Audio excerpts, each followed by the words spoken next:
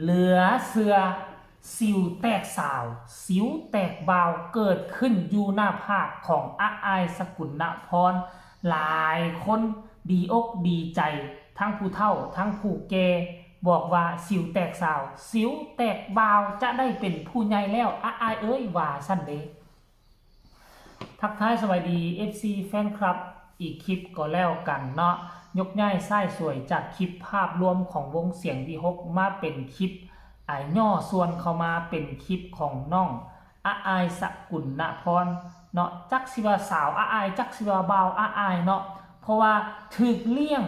โดยเนาะถูกเลี้ยงโดยผู้ชายบ่ว่าจะเป็นบอสนกเพราะฉะนั้นกิริยาการกระทำของอาอายมันก็จะเป็นแบบแมนแน่จักหน่อยนึงเป็นแบบผู้ชายแน่จักหน่อยนึงมันก็หักดีหน่อยนึงได้อาอายเป็นผู้หญิงขั้นท่ากรณีว่าจะไปแสดงคือผู้หญิงนี่ไปใส่มาใส่มันก็สิบ่ปลอดภัยหน้าตายิ่งสะสวยกระแสยิ่งโด่งดังเป็นนางเอกหมอลำอีกตื้มขั้นท่าเฮ็ดออนแอร์คือผู้หญิงโอ้ยเนาะไปใส่มาใส่เว้ย FC แฟนคลับก็หลายผู้หวังดีก็มีผู้บ่หวังดีก็หลายเพราะฉะนั้นเฮ็ดเป็นคือผู้ชายไว้ซะแล้วแมนซะแล้วปลอดภัยดีกว่าเนาะท่านผู้ชม FC แฟนคลับแล้วก็ช่วงนี้นี่เฮาก็เห็นอาอายโพสตลอดโพสบ่อยโพสทีขึ้นว่าอกหักท่านผู้ชมแล้วก็มีนางเอกหมอลำอยู่ทั้งสาวน้อยลำเพิ่นโชว์กับอกหักคือกันนั่งกินข้าวไปหายไปเซ็ตน้ำหูฝ้ายน้ำตาว่าซั่นนี่แล้วก็เห็นอาอายไปแซ่ของผู้ใดฮู้แหละน้องชายห้องใส่แม่มาเบิ่งอกหักให้อาอายก็โพสอกหักตลอดแต่ว่าบ่เห็นอาอายเสียน้ำตาได้ท่านผู้ชมแต่ว่าเป็นสัญญาณที่ดีเนาะอาอายมีสิวแตก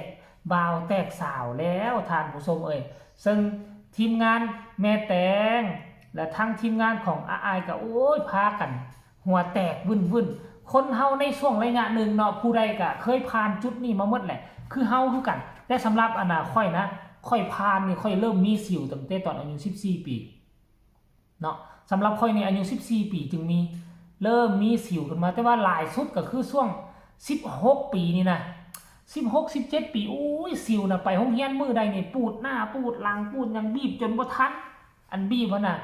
คันบีบบางเทื่อก็เป็นตุ่มแดงอยู่นี่ก็มี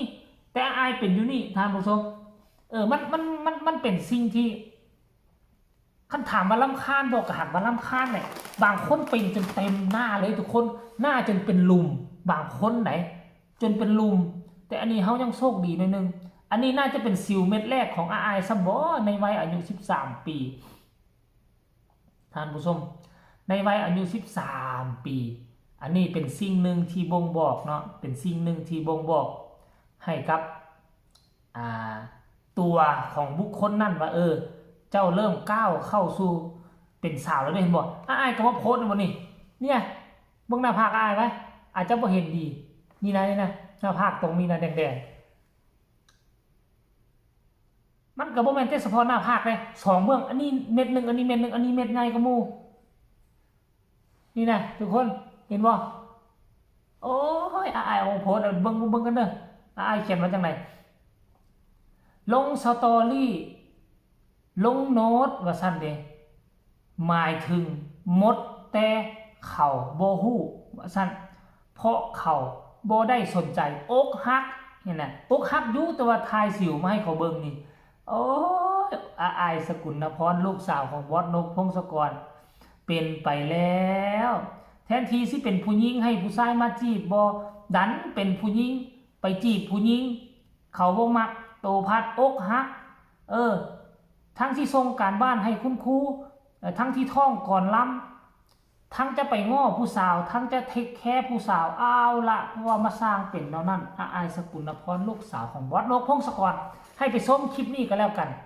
คลิปที่หลายคนเห็นอาอายเป็นสิวแล้วพากันหัวเราะว่าชอบใจเอาไปชมห้ามบีบนะอ้าวจะเบาสิวเบาขึ้นแล้วบัดนี้สิวเบาแสดงว่าไม่ล้างหน้านอนได้เลยล้างครับแต่ว่ามันล้างไม่สะอาดหรอต้องเอาน้ำเกลือเช็ดหน้าด้วยนะลูกมันต้องครีมโทนเนอร์แล้วก็โทนเนอร์เช็ดหน้าแล้วก็เอาน้ำเกลือเช็ดหน้าจะได้สะอาดกินข้าวหรือยังนี่มากินข้าวเร็วป้าข้าวเอาปลามาให้ตัวเบลเลอร์เลยมากินกับย่าเร็ว ให้ยังไม่ได้อกหักอีลาติ เดี๋ยวก็ขึ้นไปให้พี่ฟิล์มถ่าย ประกอบซับผม ทาหน้าลิงให้ นี่ประกอบดิ ให้พี่ฟิล์มทาหน้าลิง อะไรเปล่าสิ มีอะไรจะบอกเบิก อ เติม ยู่ในถุงเดิมกระเป๋าย่าอยู่ตรงเห็นไหมที่ย่านอนน่ะกระเป๋าดำคนน่าจะเยอะย่าเลยไม่ขึ้นไป เห็นบ่ทุกคนสิวขึ้นบ่าวสิวขึ้นสาวโบฮานเพิ่นว่าอายุอานามฮอด13 ปี14 ปีขึ้นไปแล้ว มันก็เป็นแบบนี้เป็นปกติของคนของเฮาแล้วว่าทุกคนจะต้องผ่านจุดนี้มาทานผู้ชม FC แฟนคลับอันนี้ก็บ่งบอกว่าอายได้เป็นสาวแล้วแตกสาวแตกบ่าวเป็นทีเรียบร้อยแล้วเอาก็ให้ระมัดระวังกันแด่ไปใส่มาใส่แต่ว่าเบิ่งแววแล้วก็คือสิบ่ย่านดอกแม่นๆขนาดนี้ผู้ใดสิมากวนเดียวซัดเอาไปแล้วอายก็ได้เนาะเดี๋ยวไปฟังคำคิดคำเห็นของ FC แฟนคลับของดูเนี่ยหลังจากที่เพิ่นออกมาโพสต์มื้อเช้านี่พร้อมถ่ายรูปสิวลงบอกว่าอกหัก FC แฟนคลับก็บอกอีกแล้วติลูกว่าซั่นอกหักอีกแล้วว่าซั่นเด้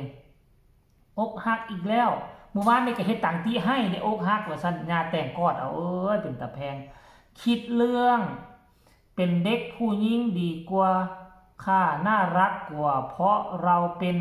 นางเอกหมอลำอย่าเพิ่งคิดเรื่องอื่นเลยค่ะว่าซั่นเด้คนนี้บอกว่าอย่าสู้ไปคิดแบบมักผู้หญิงนำกันซ้ำมักคิดเป็นผู้หญิงดีกว่าเฮาเป็นนางเอกหมอลำเฮาเป็นผู้หญิงให้ผู้ชายมาจีบดีกว่าความหมายเนาะคนนี้บอกว่าแกงจะของแล้วบาดนี้แกงจะของแล้วบาดนี้ว่าซั่นเด้รอบไหนเนี่ยว่าซั่นเด้เห็นโพสต์ตลอดจักกี่รอบแล้วว่าซั่นเนาะคนนี้บอกว่าอีกแล้วทำบ่อยมากก็ไม่ดีนะลูกมันไม่น่ารักเลยคนรักเขาก็ขำอยู่หรอกคนไม่รักนี่สิคือปัญหาแต่อย่ารักหนูแต่อย่ารักหนูก็เลยแต่ย่ารักหนูก็เลยขำทุกวันเลยจ้าสกุลพร55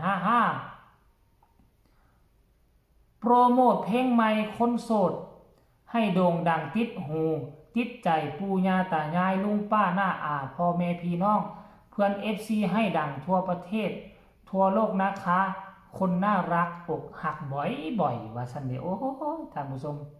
คนนี้ก็บอกว่าอกหักดีกว่าหักบ่เป็นอย่าอกหักบ่อยนะคนเก่งว่าซั่นโอ้ยอกหักอีกแล้วเขาคือบ่สนใจเนาะว่าซั่นเนี่ยสำหรับคำคิดเห็นของบรรดา FC แฟนคลับก็เอาฝากฝังเอาไว้ซ้ำนี้ก็แล้วกันท่านผู้ชม FC แฟนคลับเนาะใครมีคำตำหนิติชมคำคิดคำเห็นก็ส่งข่าวมาได้ทางใต้คอมเมนต์ฝากกดไลค์กดแชร์กดติดตามที่สำคัญอย่ากดข้ามโฆษณาเนาะพอกันใหม่ในคลิปหน้าจะเป็นคลิปอีหยังให้ทุกคนกดติดตามช่องนี้เอาไว้สบายดี